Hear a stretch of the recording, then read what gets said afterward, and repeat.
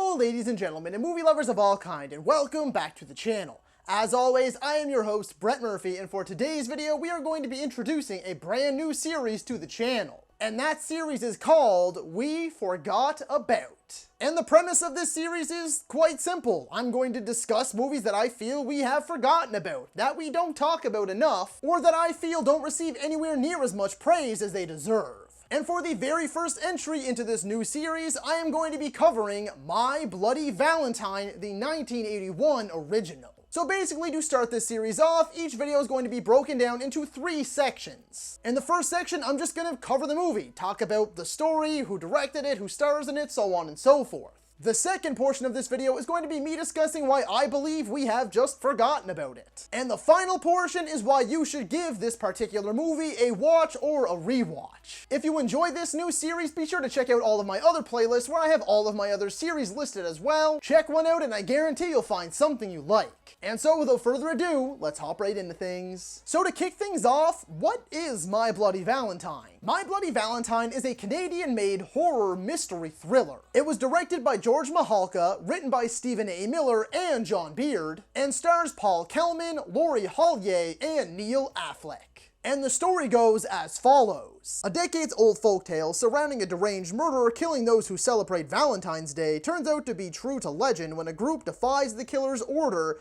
and people start turning up dead. The film is an hour and 30 minutes flat. It was originally released on February 13th, 1981, held an estimated budget of $2.3 million, and made roughly $5.67 million at the global box office. And now, why did we forget about this movie? Why isn't it talked about anymore? What factors do I believe led to this? Now, I know that it is the main slasher for Valentine's Day, and it did later get a 2009 3D-centric remake, so it obviously hasn't been completely forgotten. But why didn't it get a long-running franchise like Halloween, Friday the 13th, or A Nightmare on Elm Street? Why didn't it get the sequel that it was so clearly setting up for? Why isn't it as popular or so fondly remembered as many other solo slasher flicks like Black Christmas, Maniac, or Peeping Tom? Why does it only have 20,000 reviews on IMDb when something like Friday the 13th, the original, have 100,000 plus more? Or even its previously mentioned 2009 remake, which has nearly 60,000.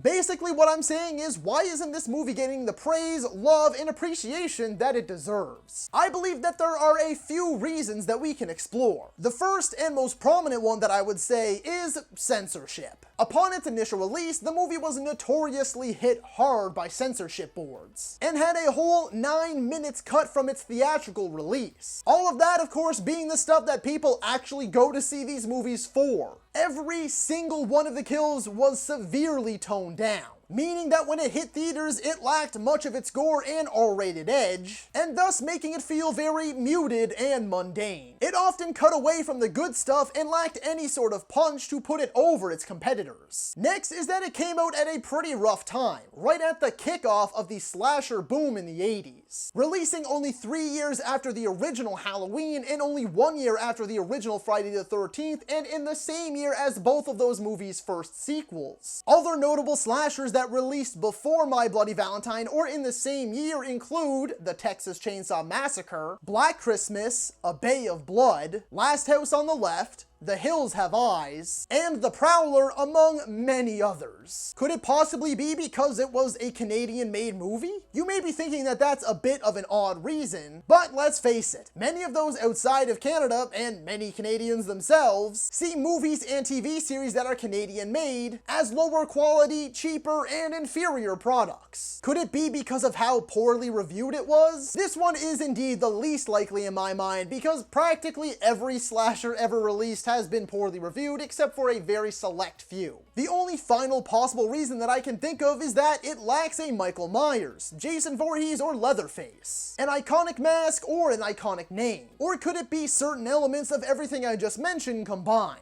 But now, why should you give My Bloody Valentine a shot? Or why should you give it a rewatch? First things first, and it's the most obvious because it is right there in the name. Its memorable setting, My Bloody Valentine, it has to be the main go-to Valentine's Day slasher. And as we all know, every holiday has its slasher. Halloween has Halloween, Black Christmas, Leprechaun, Thanksgiving, New Year's Evil, Happy Birthday to Me, and of course the list goes on and on. Contrary to popular belief, I actually think that this movie has a pretty memorable killer. Okay, sure, no, I don't think the choice of name is all that great. Henry Warden, yeah, no, not quite all that memorable. It doesn't quite roll off the tongue, sound very threatening at all, or stick with you like Michael Myers, Freddy Krueger, Jason Voorhees. But the outfit and the weapon of choice are fantastic. It is a full-blown old-school miner's getup, complete with mask, helmet, and headlight. But the best part is that he slaughters his victims with a damn pickaxe. How awesome and incredibly terrifying is that? Not to mention, Henry Warden premiered before the likes of Jason Voorhees, because remember, he wasn't introduced until part 2 and didn't get his iconic mask until part 3. Freddy, Chucky, Ghostface, among many other notable names in the genre. I have always found that it has a genuinely disturbing backstory. It tells a tale of a group of miners who got trapped down in the mines, and one of them went mad and turned cannibalistic in order to survive. It has quite the shocking final twist as well. I'd say on par with Friday the 13th, or maybe even better. It also closes on a very eerie note that I won't spoil, but it definitely set up for a sequel that never happened. It's got a cast of quirky characters that actually aren't all that bad. Yes, of course, some of them are the usual sheep for slaughter, but some of them are actually great characters like Axel, Sarah, TJ, Hollis, and Chief Newbie. Back in 2009, alongside the release of its 2009 remake, we finally got the unrated cut, which is now the widely available version that adds 3 minutes back to the 9 that were cut. Sadly, the other 6 are said to be in such bad condition that there is no possible way of restoring them. But that means that this movie now has some gory kills. There are a few in particular that are pretty shocking and quite gnarly for 1981.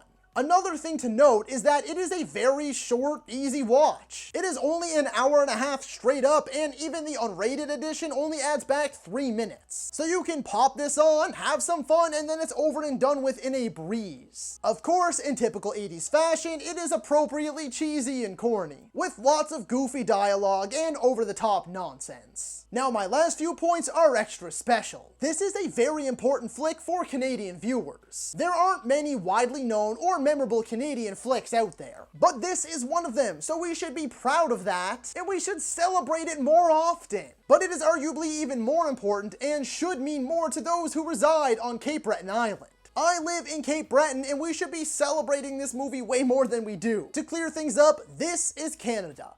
This is my province, this small little part of Canada, and this is my portion of this province, of this part of Canada. It is a very, very, very small part. And despite there not being much to do, there are parts of this island that are absolutely beautiful. But aside from these stunning locations found around the island, we really don't have much to gloat about. So we should absolutely be gloating about this. After everything I've just mentioned, we should absolutely be talking about this movie way more than we do. It should be all of the time, and we should be celebrating because it was shot here. Further to this point, it was shot in Sydney Mines. That town has that name for a reason. This movie looks and feels so authentic because it is. To shoot this movie, they reopened real mines that were actually used for coal mining throughout much of Cape Breton's history. Another layer to love about this classic slasher, its authenticity. The last point I wanted to make to hammer home just why you should give this movie a try or a rewatch is something that I found out only recently that genuinely surprised me. This is Quentin Tarantino's, yes, the Quentin Tarantino, one of the most recognizable and highly praised directors in movie history. This is his favorite slasher movie of all time, and among his top 10 favorite horror movies. Back in 2006, while promoting his movie Death Proof, he sat down for an interview with Entertainment Weekly. He said he loves the slasher subgenre. Of course, he loves Halloween and all those, but over time, he believes his favorite is My Bloody Valentine. So boom!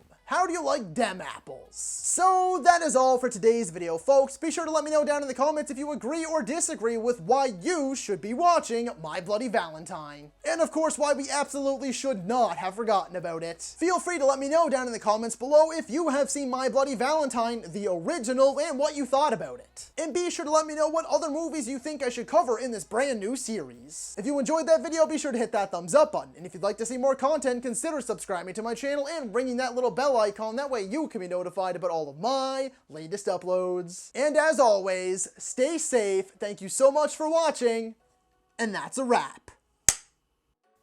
Hey you, yeah you, if you made it this far, just know I appreciate you. And while you're here, consider hitting that subscribe button.